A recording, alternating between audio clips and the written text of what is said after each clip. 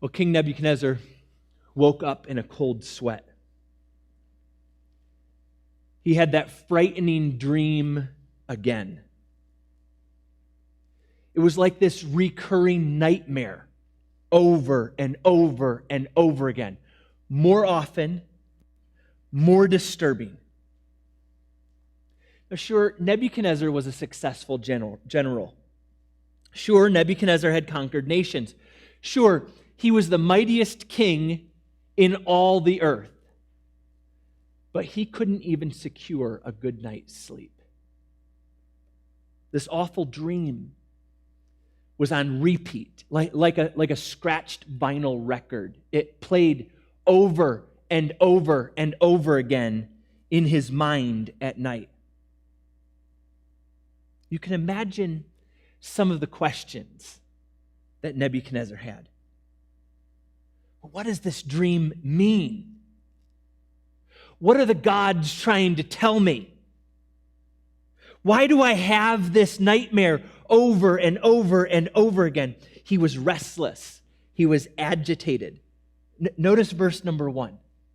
Do you see it there? It says, his spirit was troubled and sleep left him. Well, right in the beginning, I want you to know that this dream that Nebuchadnezzar was having, it wasn't the product of random neural activity. It wasn't the consolidation of memories, and it wasn't the expression of his subconscious. This dream was a means of God's revelation.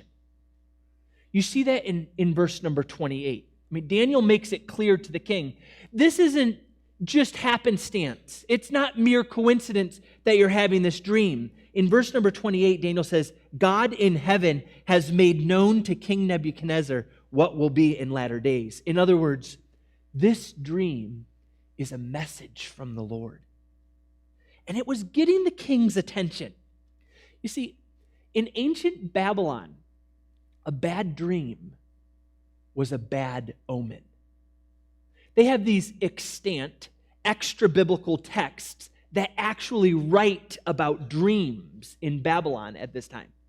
It was a scary thing to have a recurring dream, especially one like this.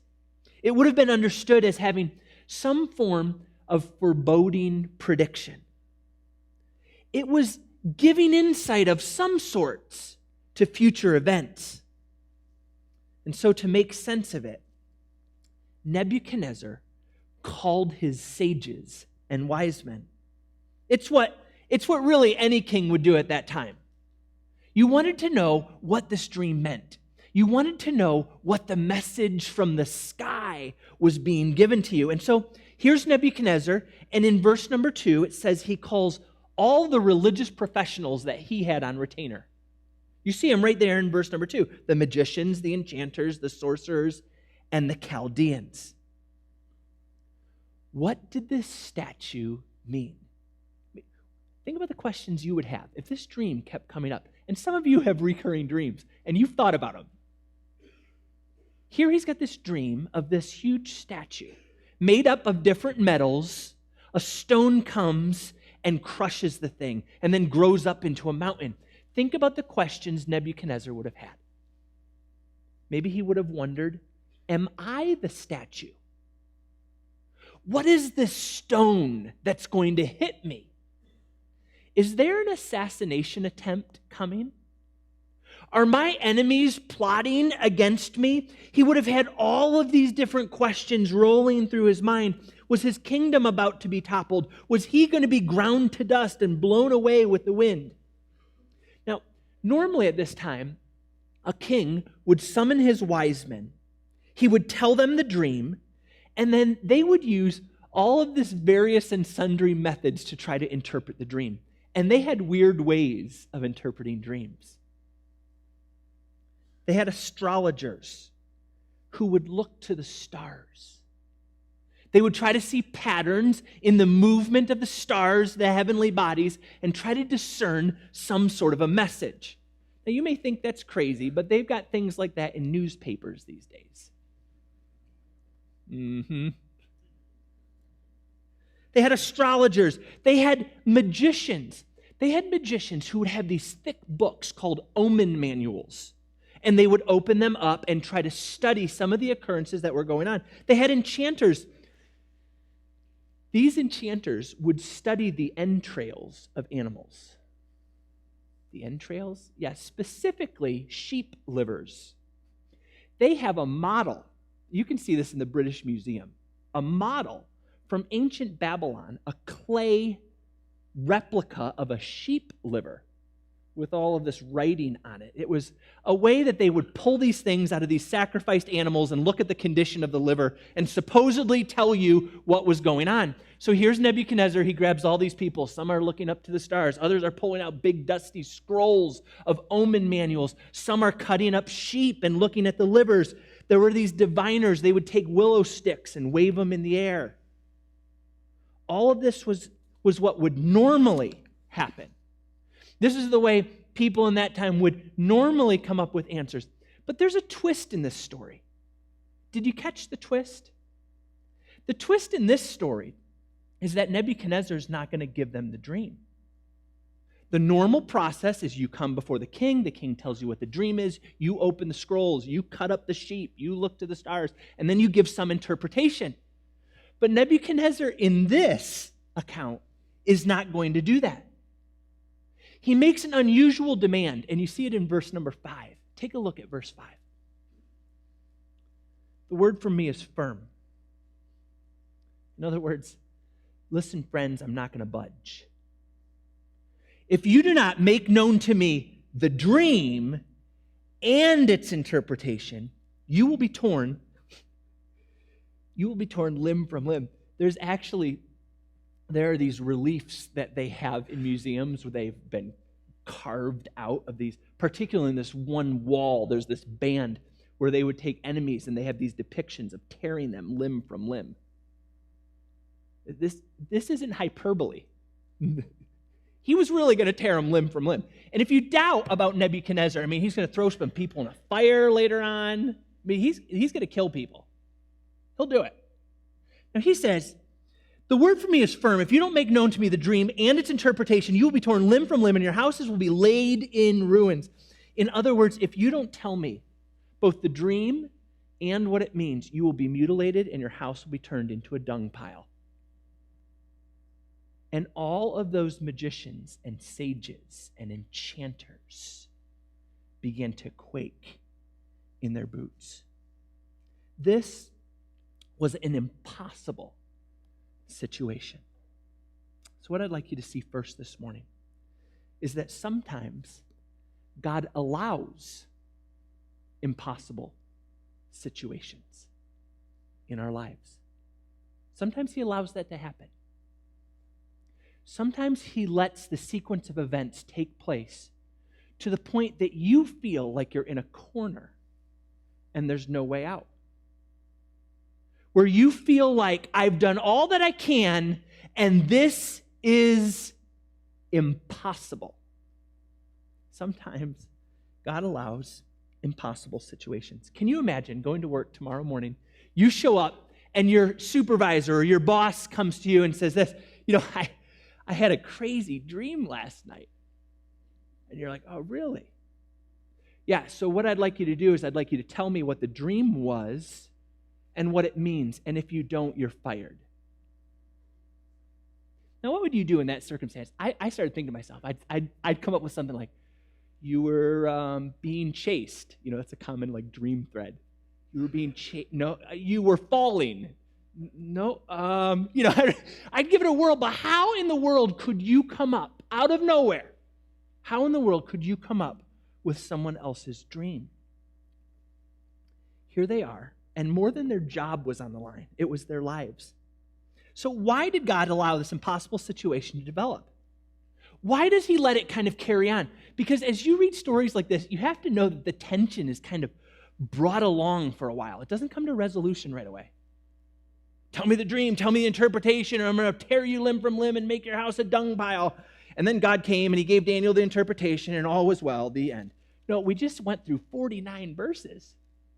He kind of lets it go for a while. Yeah, you're going to feel the pressure.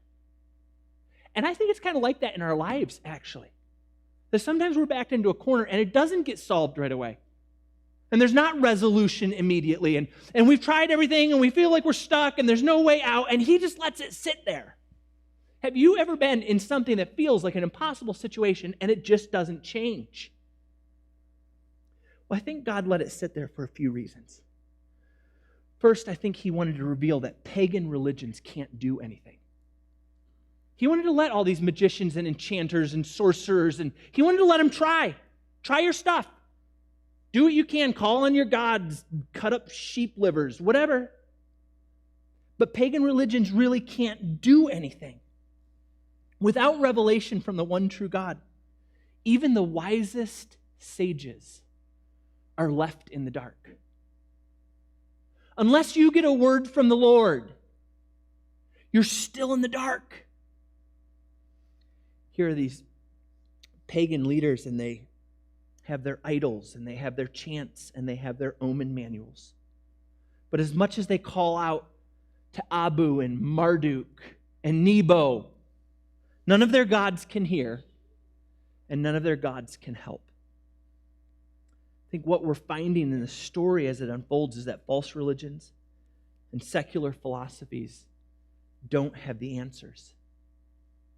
They lead to dead-end streets. They end up in cul-de-sacs. When everything's on the line, at the end of the day, you'll come up empty and bankrupt if that's what you're leaning on. When I was reading this section, I'm just thinking of all of these enchanters and magicians and stuff. They don't have anything to work with. I mean, they may have prayed, they may have tried some sacrifices, they may have tried some different things.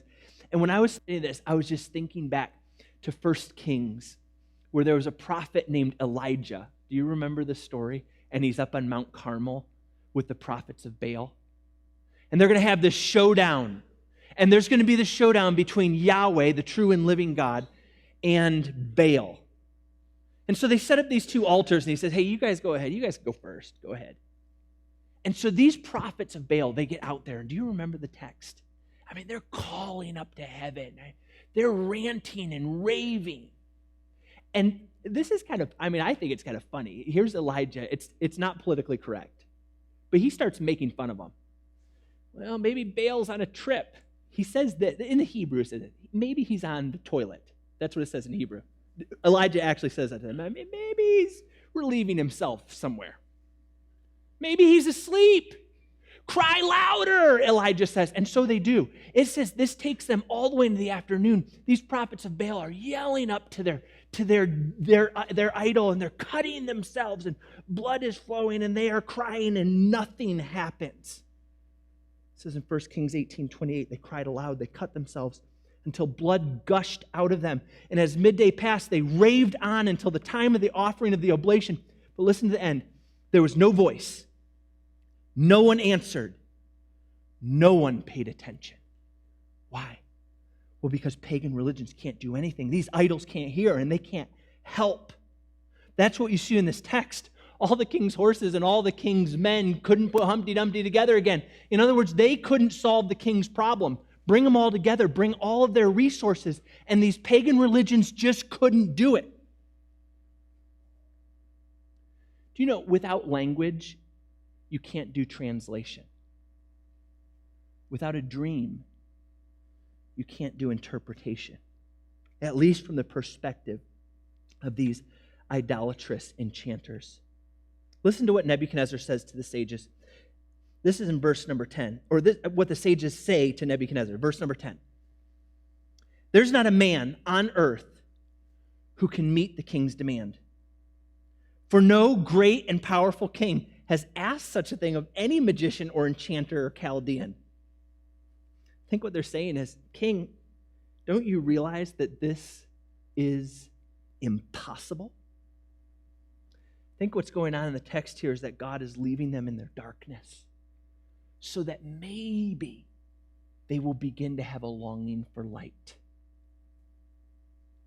Nebuchadnezzar is going to use everything at his disposal, and nothing's going to happen. All of the religious leaders are going to try to do their stuff, try to think their way clear, try to have all these pagan religious practices and worldly philosophies and bring them to bear, and nothing happens. They're left in the dark. And why is that? Because in verse number 22, the God of heaven knows what's in darkness. Light dwells with him. In other words, if you want light in your situation of impossibility, it's not going to come from pagan religions. It's going to come from God. So I don't know. Maybe some of you are depending on chakra treatments, or you're learning Peter Singer's political ethics. Whatever it is you're doing, I want to warn you that they're not going to come to fruition in times of need. They're not going to help and deliver you when you're in extreme desperation. Nebuchadnezzar's magicians, enchanters, and sages couldn't help the king. Pagan religions and philosophies can't do anything. I think the text is going to show us that human power can't do anything. So take your pagan philosophies, take all your religion, take all of your human power, and in the end you get nothing. What I find is interesting is here's Nebuchadnezzar, the most powerful king in all the world at this time. The most wealthy monarch in all the world at this time. But he could take all of his power and take all of his wealth, and he still couldn't extract knowledge from the true and living God. Notice verse number 11. Take a look at verse 11. The thing that the king asks is difficult. No one can show it to the king except the gods whose dwelling is not with flesh. Gods don't dwell with people. At least not until the Son of God takes on flesh and dwells among us. But what do these enchanters and magicians say? Listen, what you're trying to do is impossible. Leverage all the money, leverage all the power. You just can't do it. The gods have to reveal this. You can't procure revelation. You can't invent a true word. You can't buy a disclosure from the divine. Human power can't manipulate God. I think we live in a day and age where people think that wealth and influence can somehow secure a successful life. If you just have enough money, if you just have a little bit more power, then life is going to go your way. Sadly, many of those people are caught off guard when they have personal and family and spiritual problems that can't be solved with money and power. And think about it for a second.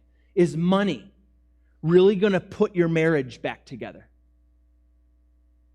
Is a job promotion really going to stop the poisonous anger in your soul?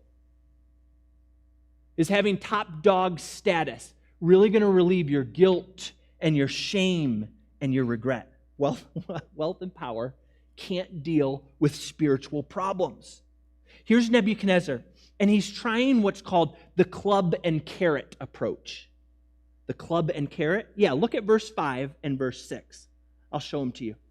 He's going to try to leverage all of his power, a club, in verse number 5.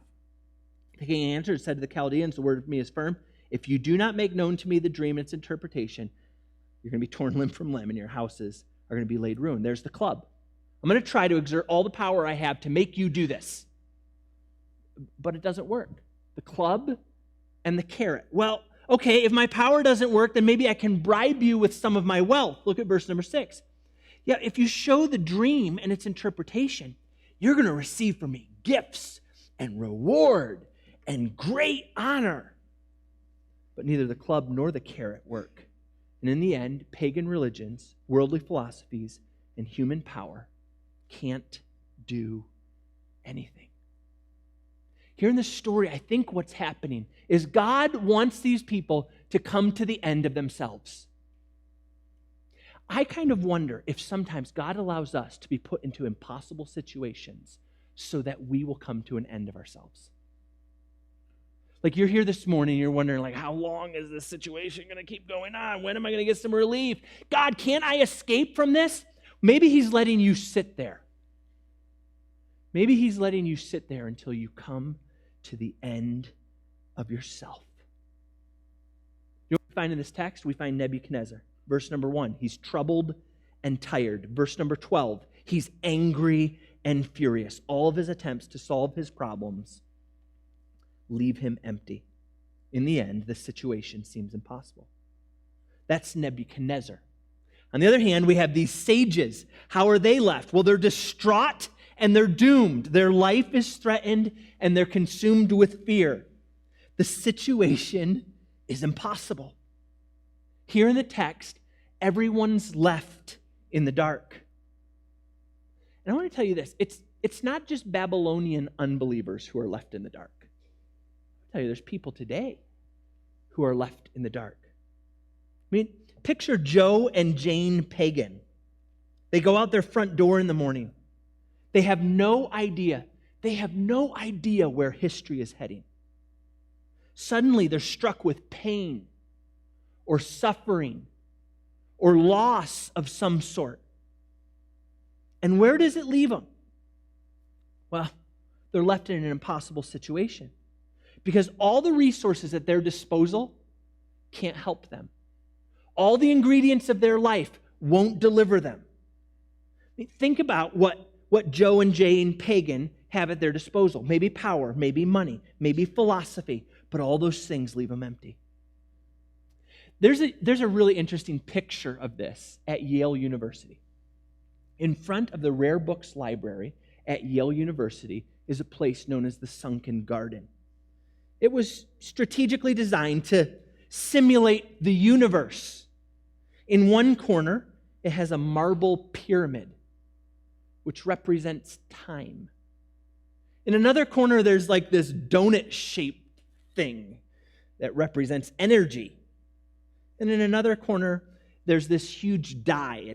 It's perched on a tip, and you don't know whether it's going to fall on a 6 or a 4 or a 2. You're not sure what's going to happen with this die.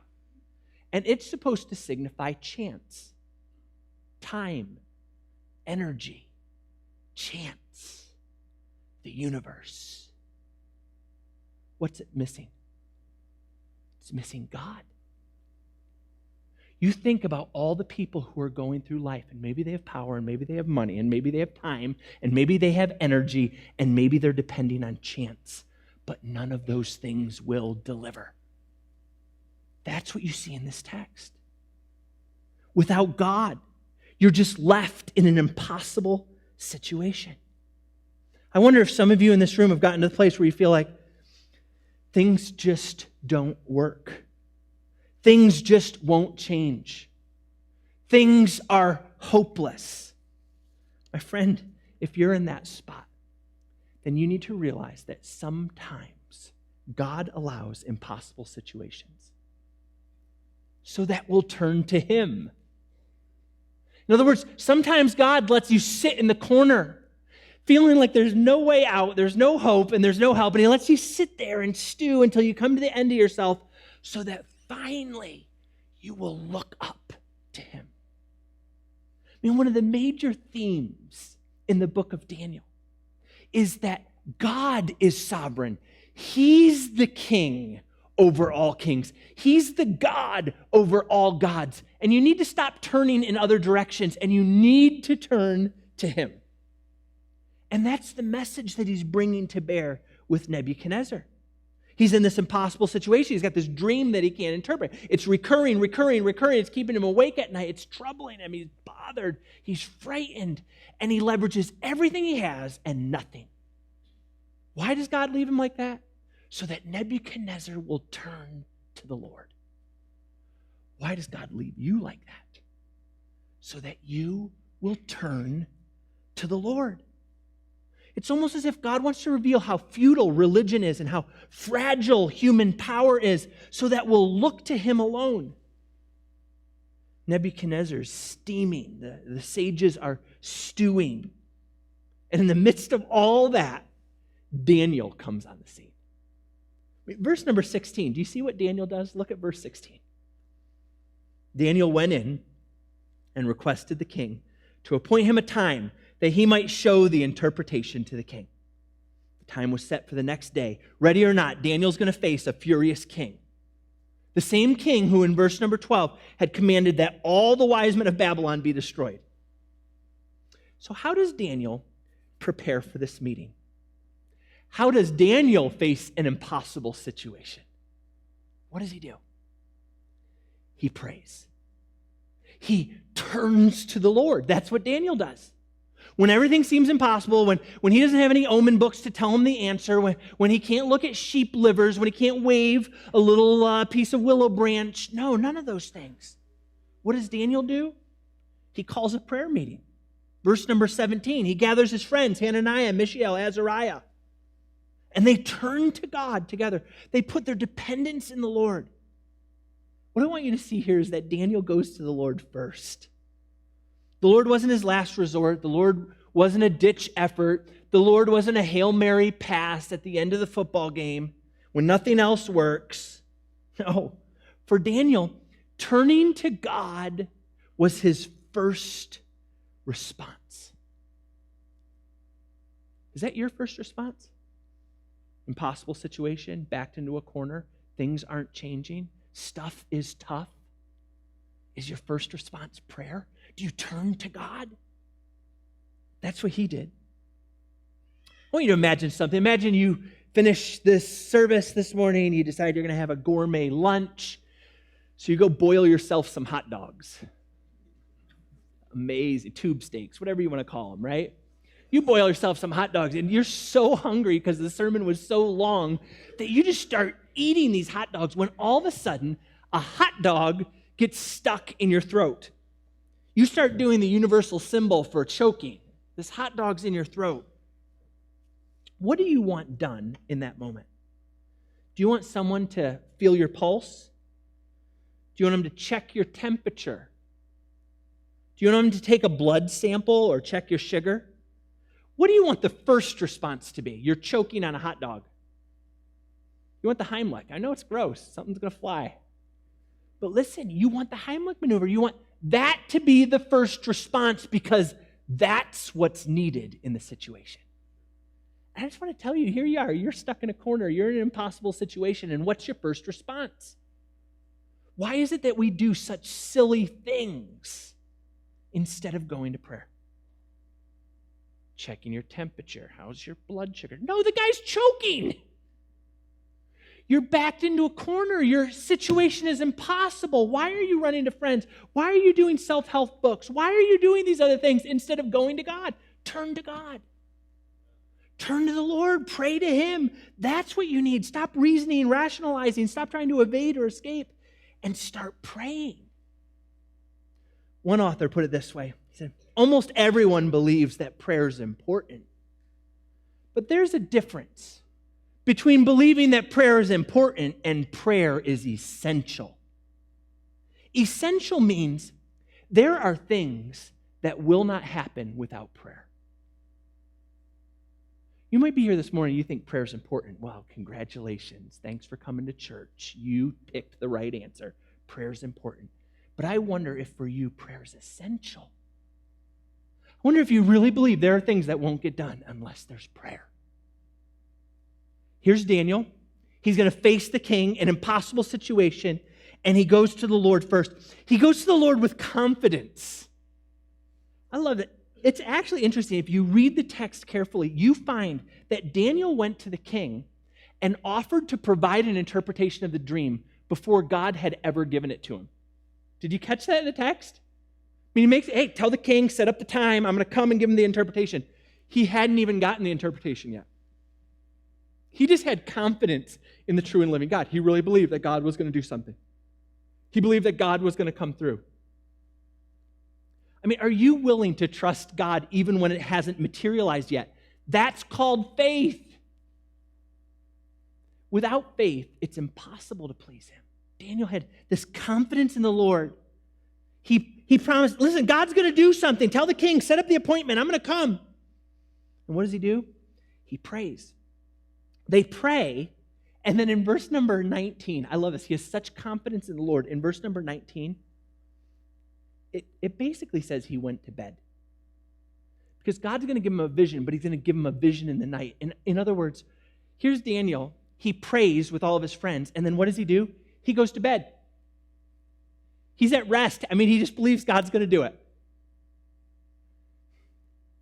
I don't know how you are, but I wonder how many people in here, you've got something, you've prayed, but you lay in bed awake and you just turn on it. You try to give it to the Lord. I tried to cast all my cares on him. I know he cares for me. But then you bring it right back to yourself and you stress over it all day long. You turn on it over and over again. You don't come to rest. You try to give it and then you take it back. You take it back. And we know it because how consumed you are with worry and anxiety and fear. What I love about this is that he turns to the Lord first, has such confidence in God that Daniel's just able to go to sleep. He's able to lay down and be at rest because God is going to do something. Do you have that sort of confidence in God? I was trying to think about this, like, well, okay, come to rest, be able to just say, God, I trust you, you've got this. This is what I was thinking about. I am in the stage of life where my kids are getting driver's licenses. I am in the stage of life where my daughters are getting driver's licenses. I have a daughter who needs to put in some driving time. And I'm just going to tell you, I am not yet at the place where I can take my eyes off the road. Do you know what that's like? Maybe some of you, you're like, that's my spouse. I can't even stop for a minute. I don't know how they got their license, but I'm just telling you, I sit in the passenger seat and I can't take my eyes off the road. Listen, I can't come to rest yet. Do you know what that feels like? Watch out. Put on your turn signal. Do you see this guy over here? I'm doing the turnaround, making sure. Listen, you're not at rest yet. Some of you are doing that with God. You're not at rest yet. You see, I'm turning to God. Yeah, you're turning to God and then you're turning back to yourself. You're giving to God and then you're taking it back on yourself. Here's Daniel. He turns to the Lord. He does that first. He has confidence in God. He goes to bed. And verse number 19, the mystery was revealed to Daniel in a vision in the night. Here's what I love. What would you have been like if God gave you this thing? I mean, the threat of people's life is on the line. I mean, people are going to be killed if this doesn't happen and all the stuff, right? And Daniel gets the message from God. And so he rushes to the king.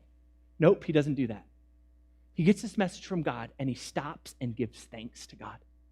He praises the Lord. He blesses him. While Marduk was unable to help, while Aku was silent, while Nebo must have been sleeping, the God of heaven answered prayer. He was neither distant nor silent. He had the wisdom to foresee and the power to oversee the situation. And so Daniel pauses and gives thanks to God. Sometimes God allows impossible situations so that we will turn to him. But I'll close with this. Sometimes God allows impossible situations so that we'll turn to him and seek his kingdom. Maybe I could say it this way. God allows impossible situations sometimes so that we'll turn to him and seek his kingdom. Let me see how that unfolds in the text, and I want to show it to you. In verse number 26, Nebuchadnezzar asked Daniel, "Are you able to make known to me the dream that I've seen and its interpretation?" Do you know what Daniel answers? No. Nebuchadnezzar looks at him and says, "Are you able to make known to me the dream and its interpretation?" Daniel answers back, "No." Well, more fully, verse 27, "No wise man, enchanter, magician, astrologer can show the king the mystery the king has asked. But there is a God in heaven who reveals mysteries and has made known to King Nebuchadnezzar what will be in the latter days." And Daniel goes on and he relays the dream. It's this dream of a 4-part statue and a stone. And he provides its interpretation. So what I want to do here is I want to recount the dream. I want to reveal the meaning. But then I want to make sure that we remember the main message. So let's see if we can unfold this, because the main message is that we turn to God and seek his kingdom. Okay, so what's the dream? The dream begins verse 31 through 35. So let your eyes go down the page, verses 31 through 35. There's a radiant, gleaming, massive statue. It struck fear in the heart of King Nebuchadnezzar in verse 31. The head is made of gold, verse 32. Arms and chest are made of silver, verse 32. Abdomen and thighs are made of bronze, verse 32. The legs were iron, the feet were made of this mixture of brittle ceramic and iron. Then there's this rock. This rock enters the dream, and it destroys the statue. It says it's a stone that was cut without a sculptor's hands. In other words, human ingenuity and invention had nothing to do with this stone. It has supernatural origin, verse 34 and 35. It has extraordinary power. When it hits this iron clay feet of the statue, the whole thing is annihilated. The statue is crushed to dust and blown away like light, worthless chaff. Verse 35. But the stone remains. And like a seed, it grows and grows and grows into a mountain that covers the whole earth. Something like a worldwide universal dominion is pictured here with this stone that turns into a mountain. And so with that, Daniel recounts the king's dream. Okay, check. You checked the box. Tell me the dream. Remember, that's what Nebuchadnezzar wanted. And its interpretation. So Daniel just told him the dream. This is what you dreamed, king. And he checks the box. You got it right. That was my dream. Now, what's the interpretation? That comes in verses 36 through 45. The meaning is going to be revealed. Daniel's going to explain these four metals correspond to four kingdoms. So you have gold, silver, bronze, iron, and they're going to be connected with different kingdoms in history. So the gold head, the text actually tells us the interpretation of this, verse 37, 38. The gold head signifies Nebuchadnezzar as the representative of Babylon. There's no question, and none of the scholars question this, because the scriptures tell us this. Now, you may be wondering, however, why gold? Maybe it was to flatter Nebuchadnezzar. Maybe bright and shiny king. Look, you're the gold one. You're at the top. I don't know. There was a historian named Herodotus. He visited Babylon 90 years after the era of Nebuchadnezzar. And he wrote this. He wrote that never in his life on earth did he see such an abundance of gold as he saw in Babylon. He described chapels, vessels, accoutrements, embellishments of the city made of solid gold all over the empire. This historian said that Nebuchadnezzar was known for having wanted a golden throne built in the midst of his city. And interestingly, Isaiah 14:4 calls Babylon the golden city. So maybe gold is connected with some of those things. Whatever it is, we know that the gold, the top, the head, that is Babylon. Moving down through the statue, we get the chest and arms. They're made of silver, it says in verse 39. And this is a lesser or lower kingdom. Basically, we don't have much more that's described here. We're going to have to wait till we get to later in Daniel, chapter 7 and chapter 8, to really discern what this kingdom is that's described by the silver chest and arms. What we'll learn from a bear in chapter 7 or a ram in chapter 8 is that it's identified as the Medo-Persian Empire. So you have Babylon, then you have the Medo-Persian Empire. And history bears record that Darius the Mede brought Persia and the Median Empire together. He formed this great empire which defeated the Babylonians in 539 BC. So all of this, I want you to know that all of this begins to be this predictive prophecy. So the gold head signifies Nebuchadnezzar. That was at the time of Daniel. But all of the kingdoms after this are still to come. So Daniel is giving this predictive prophecy to Nebuchadnezzar. He's saying, the next one is the Medo-Persian Empire. He doesn't say Medo-Persia. He just says there's a kingdom. It's of lesser value. But we'll understand later in the book of Daniel, that's what he's talking about. The Medo-Persian Empire. It's signified by silver. Now, the Aramaic word for silver is the same word that's used for money. And as the Medo-Persian Empire comes on the scene later, they develop this vast system of taxation. And do you know how they required their tax to be paid? This is later on. They required their tax to be paid in silver. Is that why they're silver? I don't know, but maybe it's just a coincidence. All right, number 3, stomach and thighs, statue. They were made of bronze, verse number 39. They signified, it says here, a kingdom that would rule over all the earth. In other words, there would be an empire that would be widespread. So the third kingdom is one that's going to be a widespread empire. It's going to be over all the earth. And likely that signifies the Greek Empire underneath Alexander the Great. In 332 BC, he marches against the Medo-Persian Empire, and through a series of decisive battles, the Greek Empire is established. Interestingly, Alexander the Great required that people call him by his title, Alexander, King of all the earth. So there's a prophecy that there's going to be a kingdom that will spread over all the earth. And later on, hundreds of years later, there's this guy named Alexander, and he says, you need to call me King of all the earth. It's likely that the brass symbolized this empire because the Grecian soldiers were known for their brass. Medo-Persian soldiers would have worn a soft turban. They would have had a tunic with sleeves and trousers. We have depictions of this on these glazed tiles. But when you get to a Greek soldier, they would have actually been covered in bronze. They would have had a breastplate of bronze, a helmet of bronze, a shield of bronze, and a sword of bronze. Ancient writers referred to them as the brazen-coated Greeks. Probably a connection there. Okay, the fourth and final kingdom is represented by legs of iron. Remember, what we're doing is we're trying to explain, because here's Danny who's going to give the interpretation of this dream, this statue, and the last one is iron. So it's got these legs that go down into feet of iron mixed with clay. And likely this is the Roman Empire, one that rules with a fist of iron. But in this dream, remember, it's not just the statue. There's a stone that comes. And what is the stone? Well, the stone is unfolded by Daniel. Verse number 44. Look at verse 44. The God of heaven will set up a kingdom that shall never be destroyed, nor shall the kingdom be left to another people. It shall break in pieces all these kingdoms and bring them to an end, and it shall stand forever. So the stone represents a final kingdom that will destroy and replace all other kingdoms. It's a kingdom that has divine origin. It's a kingdom that's supernatural. It's a kingdom that's triumphant.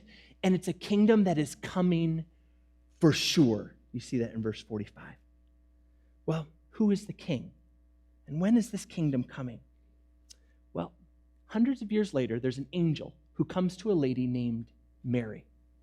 And Gabriel says to Mary about Jesus that he's going to reign forever, an eternal kingdom. This is what the angel says.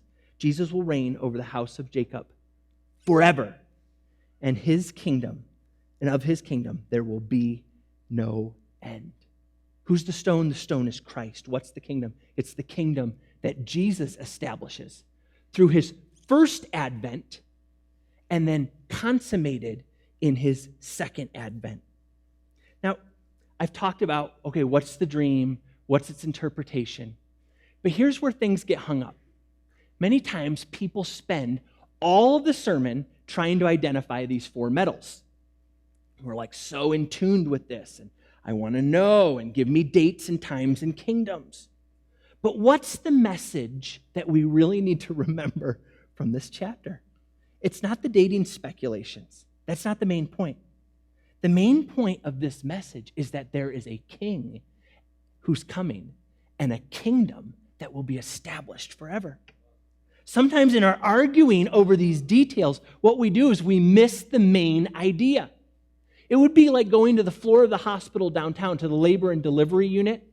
You're up there and this whole family's gathered on one side of the room, and they're disputing the number of contractions. They're debating the centimeters of dilation. They're surmising the time in labor when pain was the worst. They're talking about all the sequencing of medications, and they're all consumed in this on one side of the room. And there, if you turn your head, you see this little clear little box under a light. And there's a baby there. And nobody's looking at the baby.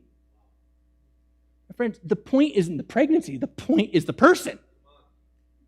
The point isn't all these timelines and features. Oh, we'll talk about those because the scriptures do.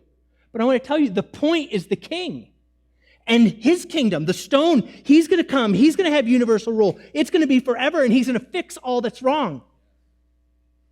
Sometimes we get so caught up with things that are on the circumference that we miss the central event.